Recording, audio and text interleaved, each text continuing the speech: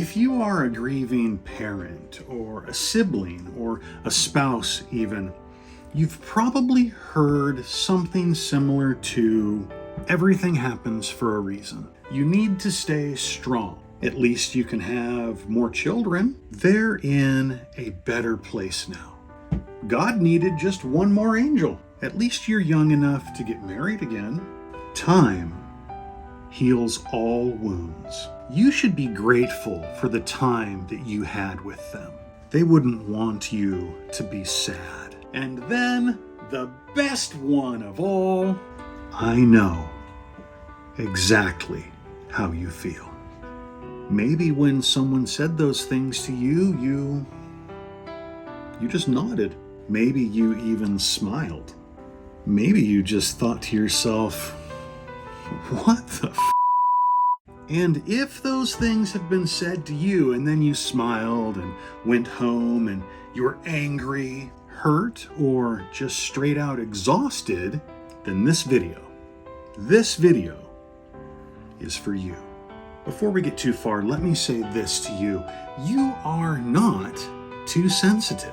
You are not ungrateful. And you're not failing at grief. You're human. One thing that we need to remember when we get unwanted advice is that people are not trying to be hurtful and they're not trying to be cruel. It's just that grief and our loss can make people uncomfortable. It makes people nervous and they feel like they have to fix it. They want to say something, anything to make that pain go away, because they don't like seeing you this way. But what people don't understand who haven't lost someone is that grief is not necessarily something to be fixed, but it's something to be carried, and carried the rest of your life. How you carry it now, that's a whole nother video that we'll do another time. But keep in mind that when people offer advice that you didn't necessarily ask for, it often says more about their own discomfort than it does about what you need, or what you want, or what would truly help you. But here's the thing that grievers rarely ever hear. You don't owe anyone access to your pain. You don't owe anyone an explanation for why you feel the way that you do that day, which could be sad, or angry, or just straight out confused, or whatever, because sometimes that's the feeling you get. Whatever. But what I'm trying to say is that you don't owe anyone the emotional energy that you barely have for yourself. But if someone offers you that unwanted advice and you don't know what to say, here are a few things you could. I know that you mean well, but this is just really hard today. I'm not looking for advice right now, but thank you. There really isn't a way to fix this, but thank you. Or maybe you might want to say something that's a little more aggressive. You know, that comment, it's really not helpful for me.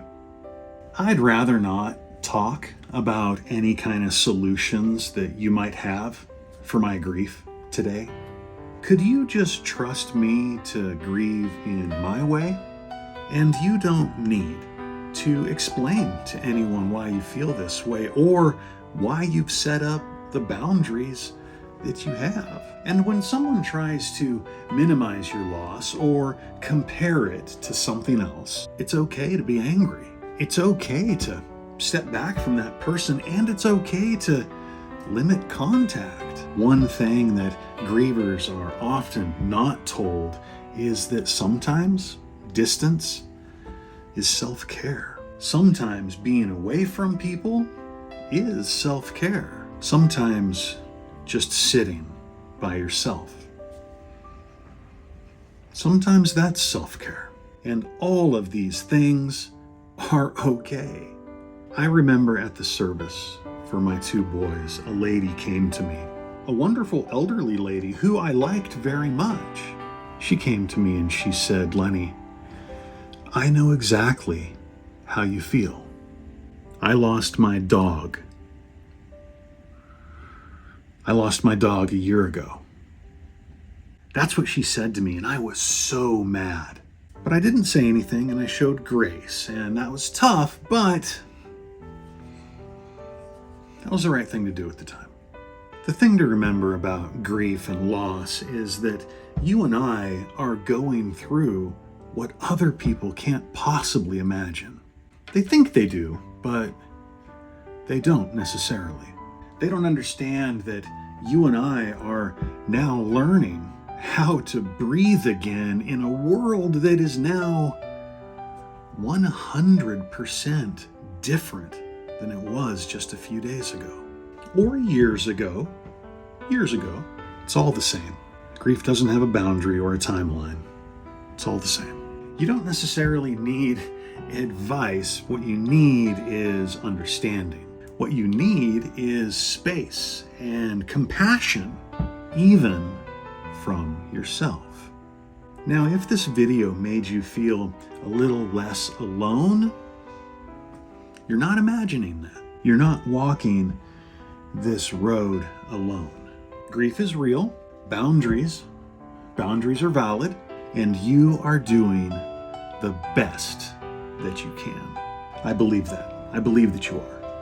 But most importantly, remember that people are not purposely and maliciously being cruel to you when they say these types of things. It's just that they're uncomfortable and they don't know what to say, but they feel like they need to say something. And it's often the wrong thing. Yeah. It's often the wrong thing.